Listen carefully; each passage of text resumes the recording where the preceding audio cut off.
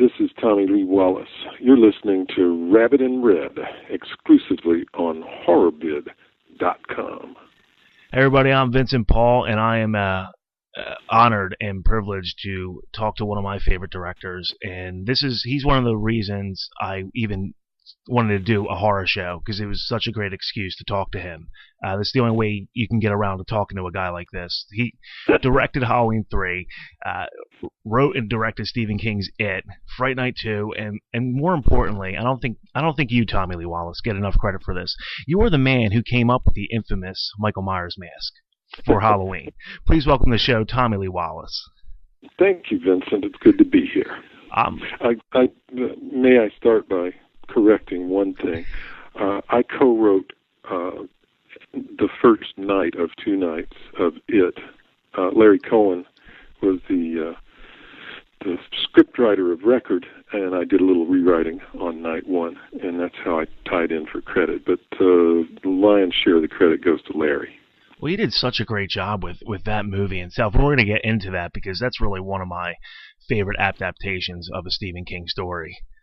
Thank you. I kind of like it myself. You know what I like about you, and I think a lot of horror fans, this is why they take to you. When you were growing up, you were a big fan of horror and sci-fi. Sure. It was typical in my town.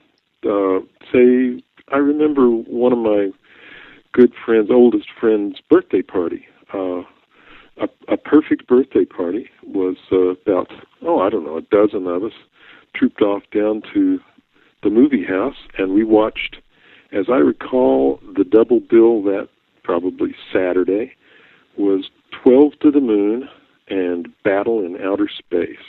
Man, that was heaven. And that was back when you could see a movie without having to pay $12 to see it. Yeah. And you got 2. Movies at that point, I'm really going to show my age now, but movies at that point, you could go to the movies for, 50 cents would get you into the movies. That was 25 cents, and then 25 cents for, like, popcorn, a drink, and some Lifesavers maybe, a dime, and a nickel. What do you think of that? See, that's back when, and they were also putting out good movies, too. There were more better movies out then than they are today. And you didn't have to see them in that 3D and pay an arm and a leg for it. Maybe so. I want to know, out of all those movies, you growing up, being a kid, and what movie influenced you the most? Gosh, that would be hard to say. Certainly a sentimental favorite of mine was the giant Gila monster. It didn't fool me. I don't know if it fooled anybody. It's just a stupid, regular old Gila monster, and there's an issue of scale, but most of the time they didn't even bother with scale. It was just like, okay, here are the people over here, and then cut to this Gila monster in a big close-up over here. They didn't even bother. Something about that the campiness of that, the cheapness of that, just charmed the hell out of me. I went, as a kid, you just go along. You say, okay, it's like watching professional wrestling, which is a subject you ought to get John Carpenter started on. I know he's a wrestling fan. Oh, big wrestling fan, but it's the same thing. It's fake. You don't care. It's like, I dig being here. I love the way this is working. And just the whole, gather around, kiddies, I'm going to tell you a story. There's a lot of that involved. But no, a more serious answer of movies when I was a kid, to be honest with you, the 2 movies that had the biggest impact on me as a kid were not horror movies or sci-fi movies. It was, sci-fi a little bit, I guess you could say, Dr. Strangelove and A Hard Day's Night. A Hard Day's Night was ahead of its time. Well, so were the Beatles at the same time. Oh, it was a knockout. Of course, I was a hardcore Beatles fan. I just remember in those days, if you just stayed in the theater, they didn't clear you out. You could just watch it again. And boy, for sure, my friend and I were there watching. And when we got to the end, there was no question that we were going to sit right there and sit through it again. And we did. Wow, and that had to be such a revolution at its time too, especially with Hard Day's Night, because documentaries were never heard of. And it wasn't a documentary, strictly speaking. It was a really artful sort of hybrid form that Richard Lester gets, I think, most of the credit for. as well as, of course, the Beatles themselves being just happening so incredibly right before your eyes, turning into stars, and they were relaxed and easy on camera and so ready for stardom.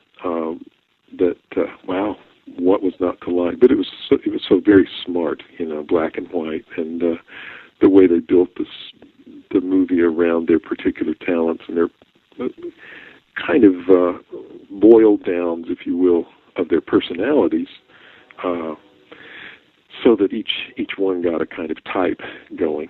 It was epically cool. You won after you graduated from USC. Actually, I did 5 semesters of graduate work there and did not get my master's degree. Nor did John get his bachelor's degree, by the way. Yeah, I wanted to ask about that, and that's what's funny, because I know you guys, you went there, and of course, the whole big premiere of Halloween there, but when you were there itself, did that feel just the chemistry was really building at that time during those years? Was really what? Was there really the chemistry building up there during your time at USC?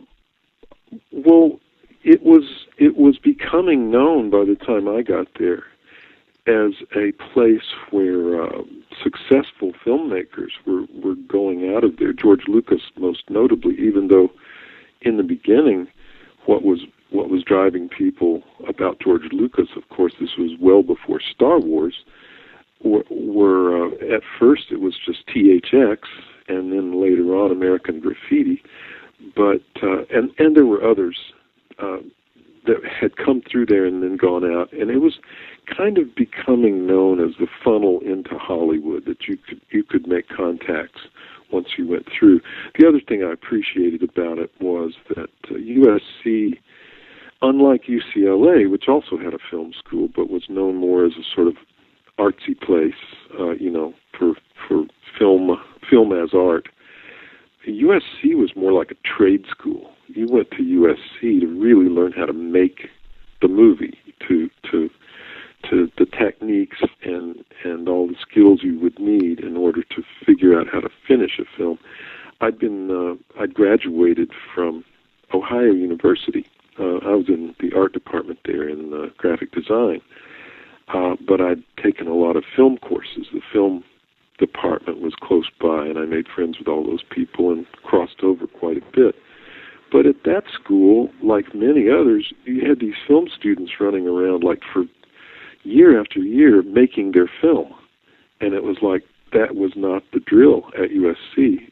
In a semester, depending on which course it was, you might turn out 5 or 6 8mm films, or 3 16mm black and white non-sync sound films, or one in a semester, one big 16mm color sync film.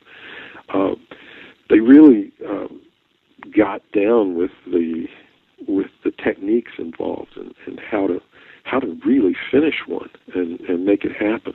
And I didn't need the art school part. I'd done art school, so the whole issue of aesthetics and all the rest were just way off to the side. I didn't care. I didn't want that school to do that for me. I just wanted them to put the tools in my hands and show me how to do it. And boy, was it ever good at that. This was a very competitive time down there, too. One of my classmates was Bob Zemeckis, a very competitive human being indeed. So a lot of things were happening. And I wonder what your take is on with today, because if you look today, if a guy goes out, buys a good computer, a high-def camera, he can pretty much make a short film. Yeah. In a week. I mean, does that blow you away? Do you think that's really great for the art of film? Yeah, I think it's splendid. Putting the tools back in the hands of regular people. Film has always, the problem with filmmaking has always been that it's an expensive art form.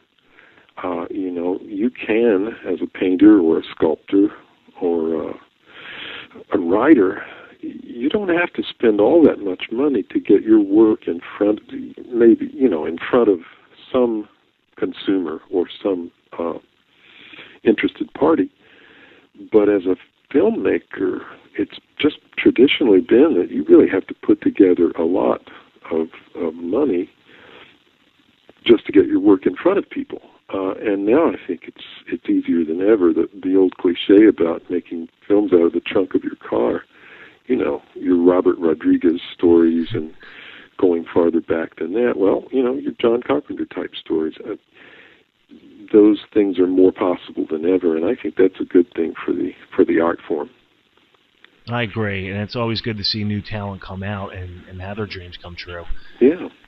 This question here, it comes from Jim on HorrorBid.com's forum. He's a moderator, and he is very heavily into mask design, and he wanted to know, with the shape mask of Halloween, he wanted to know, what other kind of blank masks did you look at? What other kind of masks in general were out there that you were playing with, besides the Emmett Kelly mask?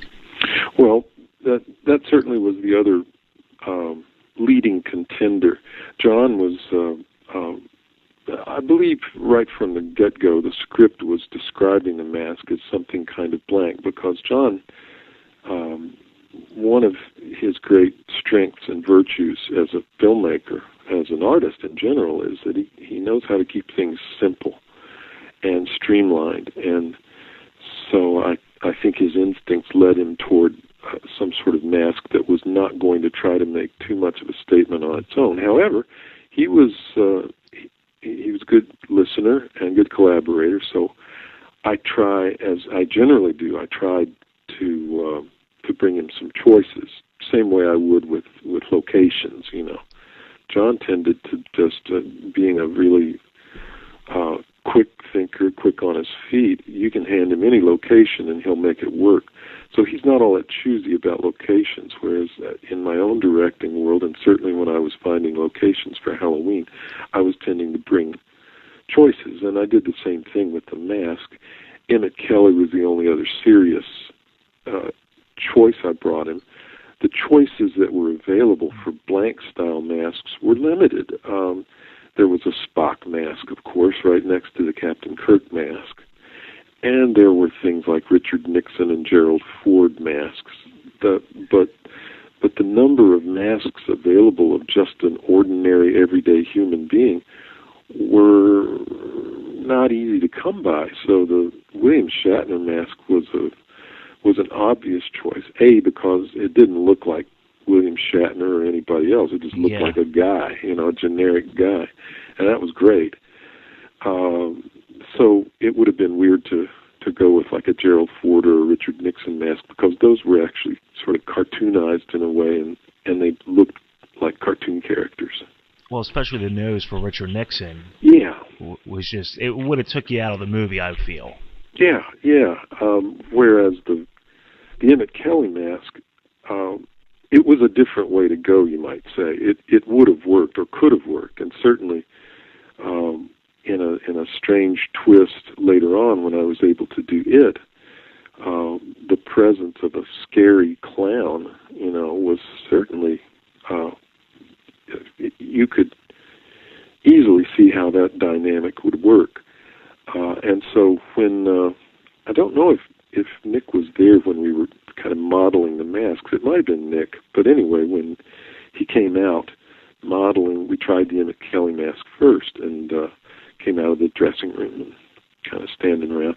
It was eerie. We agreed that we were already on solid ground, because working with that mask would give off a strange effect.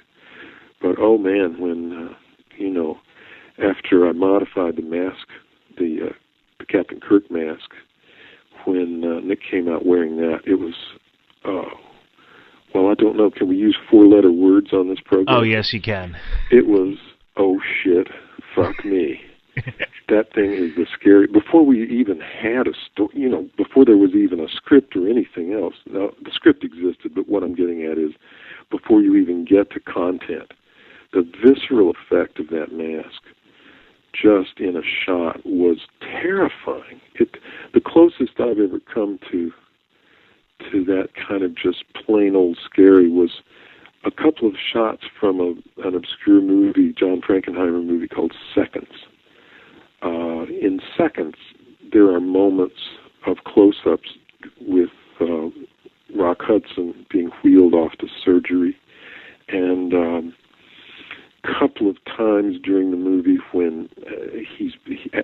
been in surgery and the bandages are being peeled back.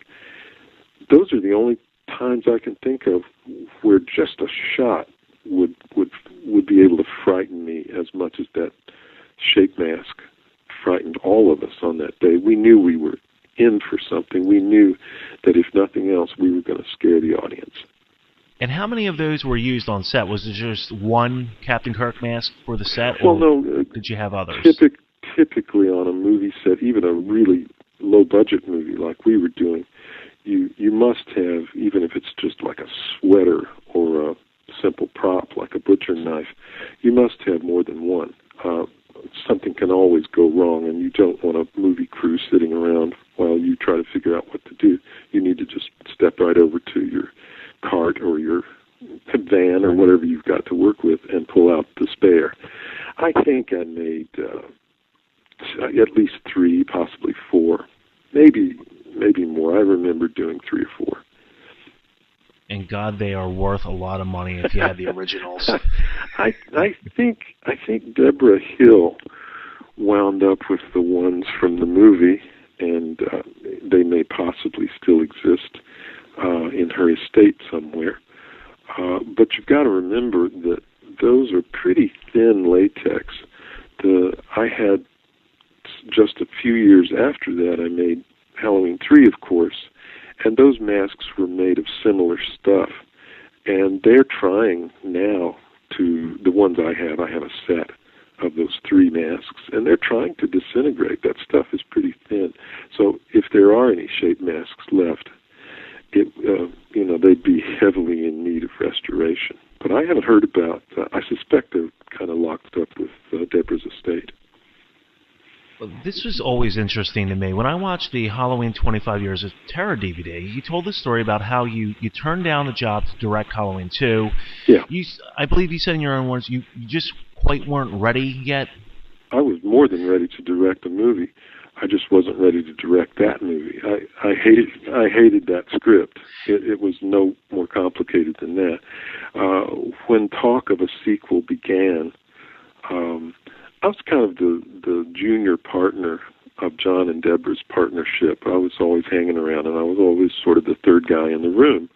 And so I had heard about the sequel coming up. Nobody was really all that enthusiastic about it. It just, sequelitis hadn't hit yet. Yeah. And so the whole concept was, I know this sounds ridiculous, but I think we all felt like, look, we made the movie, and it was a home run. Why would we want to go there again? That sounds naive now, but that characterizes to some degree how we felt about the whole endeavor. I had the notion, however, that logically thinking about it, what would it be like? This was like 2-3 years later, and it didn't happen just immediately. Other things happened first, including the vlog.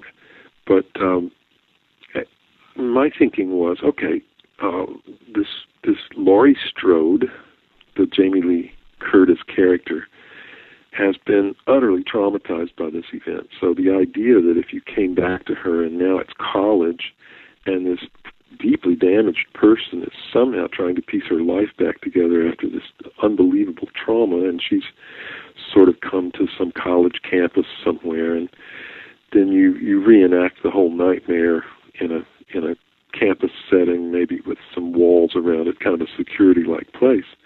Well, that seemed like a no-brainer to me, and of course that's what they wound up doing on, I guess it was H2O. Yes. So I was kind of, in my mind, primed for that sort of approach. But John and Deborah controlled the script, and they kind of presented it as a fait accompli that, okay, we're going to do the 5 minutes later sequel. And, well, I thought, okay, that could work.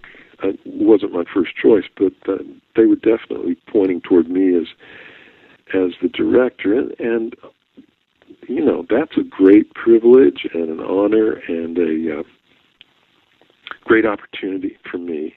So I was excited. But, of course, for their part, it was also an easy choice. He's the obvious guy to step up and do this because John didn't want it. direct the sequel. And Deborah, for reasons I don't know if I ever actually heard her reasons, but she didn't want to step up either. She would have been an obvious choice to go ahead and direct the sequel, but for whatever reasons, she decided not to. And so the pointer, the fickle finger of fate came to me, and then they, I was informed of how it was going to be. And I think John, he may have just simply used a careless choice of words one day when he explained to me, I was trying to assert myself and talk about this thing in terms of me as director, and he made some remark like, "You're a hireling on this thing." He used the term hireling, and boy, I didn't like the sound of that. And not sure I know even today strictly what a hireling is, but I didn't like the way it sounded. That put me on my guard. So it just meant that it sounded to me like it just meant I was going to be a flunky, that I was just like almost a cover guy for them doing whatever they pleased and me having my name on it. So I was on my guard, and when the script came in, I thought it was everything. I thought it was the anti-Halloween.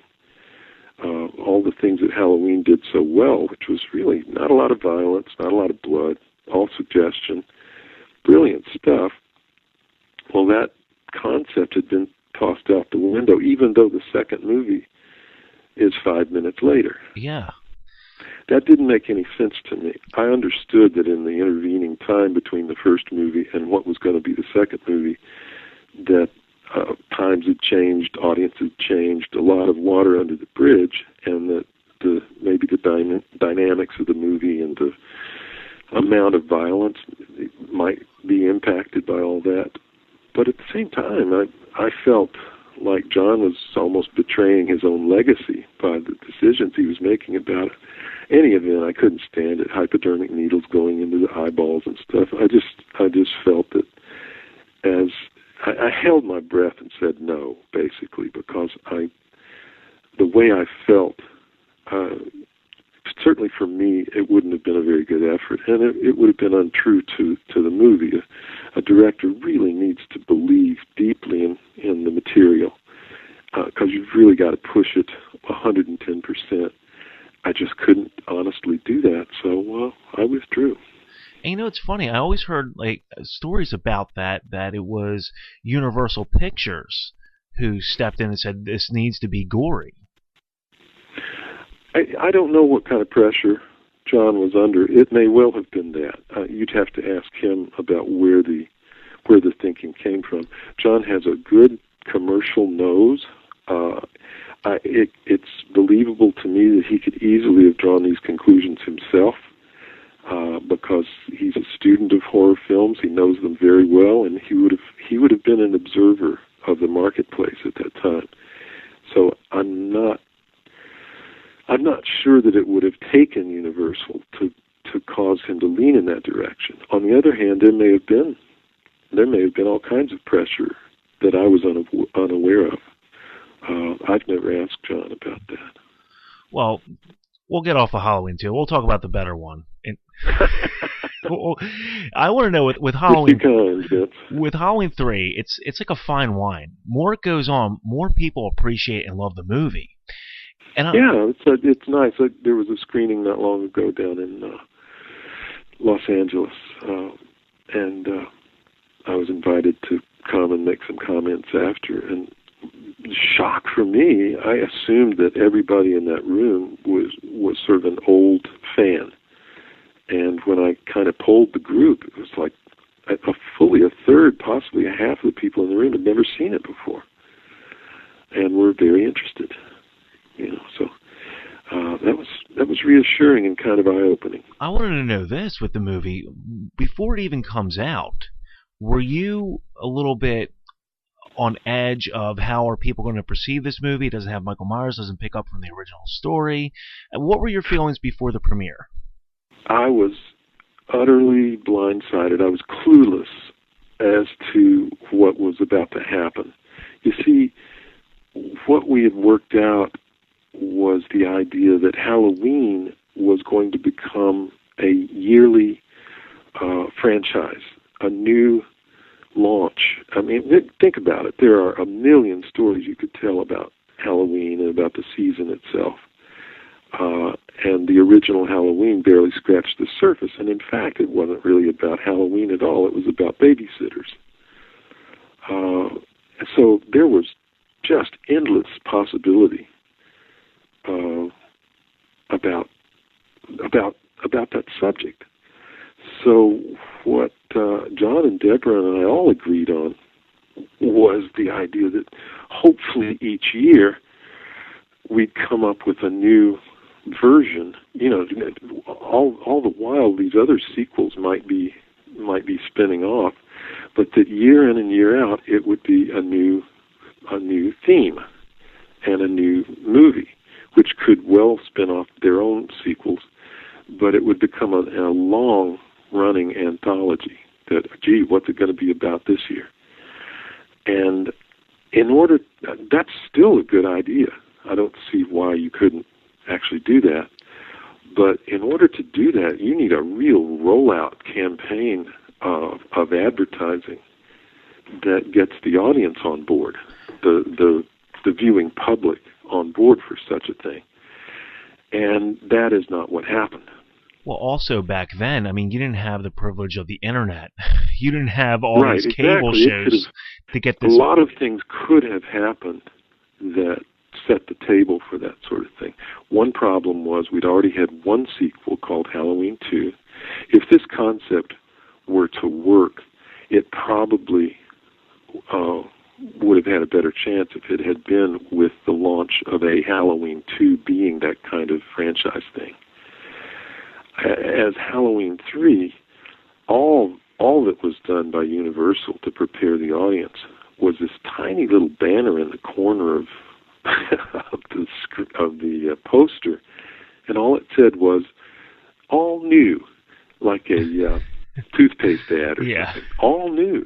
Well, what did that mean? That didn't mean anything to anybody. So, the audience pays their money. They go in. Most people don't read movie posters in any detail. All they're thinking about is, Halloween. Okay, and then it's like, well, where's Jamie Lee? Where's the knife? Where's the shape? And to your listeners, the shape is what everybody on Halloween called the Michael Myers mask guy. We never called him Michael Myers. That's something the fans had just adopted for their own, logically. But we called him the Shape. That's what the script called it. Well, the one thing is, I always found curious with that. Nigel Neal, he was a great writer, the late, great Nigel Neal, and he wrote a script for Halloween 3. Yes, he did. And I wanted to know, what was the original script for Halloween 3? What was his version like? I think what you see in the finished film, I'd say easily 60% of that is Nigel. He wrote that story more or less. That is to say, a character disappears, a young woman, it's her father, and she goes off to search for him and kind of enlists the services of this guy named Dr. Chalice, who's a troubled man, and off they go. And they come upon Connell Cochran and a mask-making facility. He's a toy maker, even more than a mask maker in Nigel's script. And bad things happen. The whole idea of the chip, the computer chip and all of that, Nigel had been handed that concept that was championed largely by Deborah Hill. I think she was the one who originated the pitch of high technology meets the ancient rite of Halloween, something like that. Anyway, Nigel took that and ran with it. So I'd say 60% of that script is still Nigel's. His was much darker, much more cynical. He did not... Nigel Neal had been doing things his way for a long time, and he was very very good at it. And, of course, John especially was a huge lifelong fan of the Quatermass movies. And so Nigel didn't know from pop-up scares or kind of the set of conventions that had arisen. Really, I think Halloween spawned that. The original Halloween movie spawned a lot of that, of course, followed up quickly by Friday the 13th and a whole slew of others, of some conventions about teenagers and phony scares, pop-up gags, and a certain kind of violence, thrill ride violence, none of which did Nigel have any sort of consciousness about. So when the script came back, I thought it was a wonderful, dreadfully dark vision without any sense of hope about it. He had his point of view about humanity and about the possibility of getting out of this thing alive. All of that stuff was really very dark. And I think it started with John and Deborah, and also came from Universal that this needed to be somehow customized to suit an audience of the day, an audience that would go to a horror movie in the fall of 1982. And Nigel simply didn't want to go there. He just didn't like being told that this was too dark. It needed to be punched up. I think his to put the most positive spin on it you can, I think Nigel probably felt that John and Deborah were much better qualified to do that sort of thing than he was. And so if they had to do that to his script, then they ought to go ahead and do it. Something like that. And I don't think he just immediately yanked his name off of it. I think what happened was that he waited, and this is my perception. I'm not sure this is fact, but I think he waited until what happened, and he had a chance to see the script as changed, and really didn't like where it went. And what did happen was John did a rewrite of Nigel's script, and then I did a rewrite of John's script.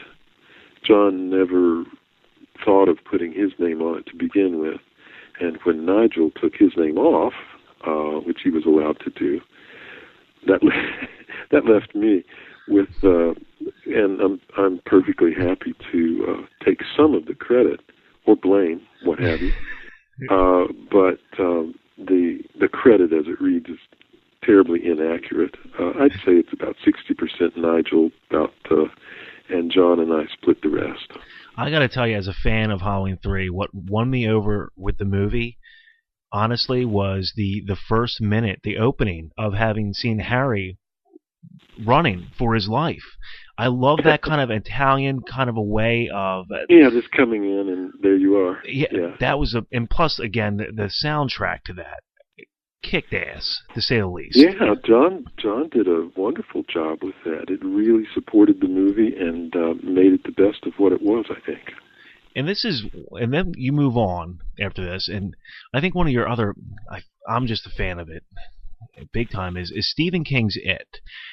Thank you. Oh, you're welcome. And I want to know, out of curiosity, before you even got the role, did you ever read the book before even getting the role? I had not read It. I think by that point I'd probably only read one other Stephen King, maybe Firestarter. I had not read It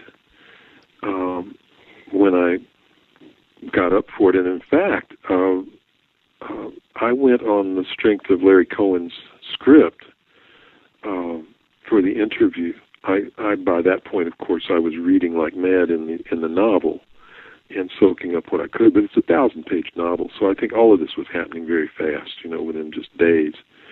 And so by the time I took the interview, I still hadn't completely read Stephen King's novel, but I'd certainly absorbed Larry Cohen's script, which, by the way, to this day, night one of the It script is still one of the most brilliant pieces of television I've ever seen anywhere, because you've got to remember that, excuse me, you've got to remember that on television, a 2-hour entertainment is divided into 7 acts for commercial reasons. Sell shoes and basketball shoes and cars and whatnot. And so it's divided into 7 acts, not for dramatic purposes, but to sell stuff.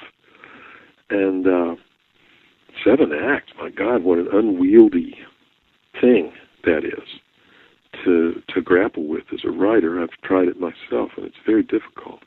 Well, lo and behold, it happens that in it there are 7 characters that are important to the story, crucially important to the story. And so what Larry had done on night 1 of 2 was to give each act over to one of the characters. Well, it sounds kind of like a no-brainer now. It sounds obvious, but, I've never seen anybody else do it, and that script was just brilliant. I felt the second night fell short, and maybe he put all of his energy into the first night or something. The second night was peculiar and, in my opinion, needed quite a lot of work. And Larry was willing to do that work if I would go to him, or if we could do it over the phone or something. And I was in Vancouver getting ready for this thing by that point, and I needed him to come to me so that we could work in a room and, be pretty close together. I just didn't want to mess with the remoteness of a telephone or faxes or whatever. And computers then weren't what they are now. So he decided he didn't want to do that, so I sort of was forced to rewrite him myself. It wasn't a job I asked for. I just have 2 quick questions before we let you go. And this one, maybe we'll take time to think about this one. I'm curious to know, in 100 years from now, what do you want people to remember you for? That's a very easy question to answer. My fond hope is I haven't made the pictures I hope to be remembered for yet. And that's well put. There's so many fans of yours. And like I said earlier, I think everybody really embraces you because you come off as a horror and a sci-fi and just an overall movie fan. Well, thank you. I certainly am that. My interests. I just had a dream last night. It's really weird. I just had a dream last night. Speaking of Bob Zemeckis, he was in this dream, and we're, by no stretch of the imagination, are we friends. We're acquaintances, and as far as I know, very cordial. But it's weird to have him pop up in one of my dreams because we just were never tight or buddies or anything. And yet, in this dream, we're sort of like 2 of the 3 characters in a buddy movie that turns into a road picture, and it turns into a caper where we're gonna rob some kind of institution. And out of this, I woke up kind of excited and realized that it was the beginning of a movie that I might write, which doesn't have anything to do with Bob, but thanks to him in a weird way, it gave me some inspiration. And that's a caper movie that is actually just a character study in disguise as a caper movie to go back and talk about and deal with issues around old friendships, where some of my favorite movies are the kind of movies where old friends get together, and all of their friendship seems to be built around things that happened 30 or 40 years ago, And when they really get down to it, sometimes you can dismantle that stuff and get to some real truth that might make you closer, or it might cause you to be estranged. So all this came out of a dream the other night, not about a horror movie, but boy, it might make a good picture. Well, that's the other question. Offhand, I know it was just a dream. Was Christopher Lloyd also in the dream in a DeLorean, and you had to go back to 1955 by any chance? No, Chris was not there, but point well taken. I wanted to know this. I hear this movie is popping up, and it's under a rumor mill. I don't know. You can't trust the internet, by the way. I never buy into anything. But it says you're working. Well, it's just like it's the modern version of never believe what you read in the papers. Exactly. It really is. And it's even worse. I mean, God, if the newspapers, if you can say that about newspapers, they're where we're looking now for accuracy. 24 hours later, they actually had a little veracity to what they're saying, whereas the internet will say anything. Well, it's funny. I see this movie pop up. It's called Helliversary, and you're attached to it. It's called Helliversary, and it is a movie. We are looking for money. In a nutshell, it's a movie, a horror movie, primarily black cast, small university, small college in a southern town, and a sheriff in this town is imbued with the spirit of a horrifying, nightmarish sheriff from bygone days of Jim Crow, a cruel, horrible man who sort of reanimates the character of a campus cop, and terror ensues during Thanksgiving break. You might say it's sort of Halloween meets Thanksgiving on a black college campus. We're trying to raise money. And would you go back to the old grassroots? Would you go, say, to a Sundance? If you get this completed, today, what do you do with? Well, you simply, there's a lot of independent money out there. One place I think is a waste of time to look for money for really low budget movies is Hollywood. Yeah. Hollywood is sort of a bust, especially the older you get. I'm a dinosaur in Hollywood, so just having a meeting with some guy who's like 30 years old, I know what he's thinking. Yeah. And it doesn't include, his plans don't include me. So that's a waste of time unless somebody gets hold of the script, and they know my phone number if they see it and want to be involved, but most do not. You get your money from independent sources. There's a lot of rich people floating around who are bored with investing in the stock market and want something more creative, or feel like it's more like Las Vegas, like gamblers, because that's what movie investing is. It's much more like Las Vegas than like Wall Street. And so they are out there, but it takes a lot of digging, and you have to become accustomed to the phrase, "We had the money, but the deal fell through." That happens a lot. Wow, and I know it's tough to get a movie out there. This is the last question I'll ask. I promise you. I'm going to kick myself all year if I don't ask you this question. Yeah. It's kind of a two-parter. One, did you think H2O sucked and it was unfair to not include Halloween 4 through 6? And the second, did you even see any of Rob Zombie's revisioning of the Halloween? To the first question, I thought H2O was really well done, and I suppose it resonated with me because it was in broad terms, it's the movie I would have made as Halloween 2 had I had control over it.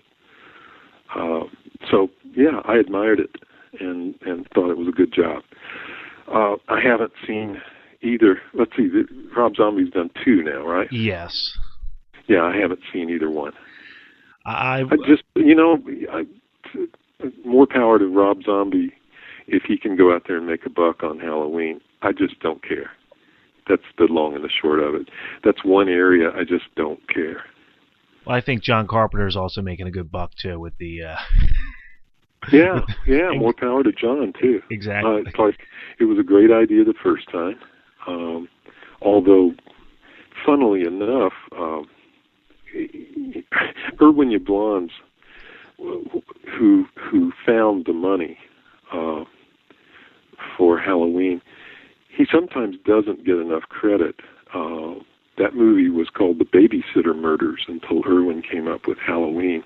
That's a big idea. That's a huge idea, and I don't think he gets enough credit for that. I agree, and I also feel you never got enough credit for it. You were the one coming up with the mask. I mean, you really, and this is what a humble guy you are. You don't come out and say, well, it's because of me. I mean, it's everybody working together, and that's what Halloween was. You haven't seen me in action at these horror-thons I go to once in a while. I definitely try to take credit for the things I did, anyway. Well, I know you'll be at Horror Hound Weekend, March 25th to the 27th, I see, in Indianapolis. That's right. That's in Indianapolis. I am going to be there. I might be there as well. I think the Rabbit and Red crew might come down, and I know Stacey Nelkin will be there, the great Tom Atkins. Oh, that's right. I guess a Halloween 3 reunion must be in the offing. Yeah, there's definitely, and I talked to Stacey Nelkin came on the show a couple months ago. I got to tell you, what a great woman she is, to say the least. Yeah, she's fun. We actually had our own reunion not so long ago, and I can't remember what town it was in, but it was one of those deals about a year ago or two. We hadn't seen each other forever. Oh, it was in Pasadena. And Tom, last thing, is there anything you want to tell all your fans out there? Well, let's see. You've already mentioned Helliversity, and I can say also look for Scaryland. That's another one I'm working on.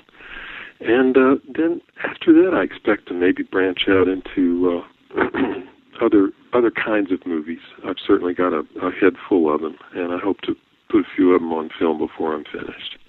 Well, it's been a pleasure, to say the least, to talk to you. In my eyes, you're a legend of horror. You really are. Well, you're very kind, Vincent, and it's been a pleasure talking with you. Thank you very much. And there he goes, everybody, the great Tommy Lee Wallace. I thank you for listening to Rabbit and Red Radio.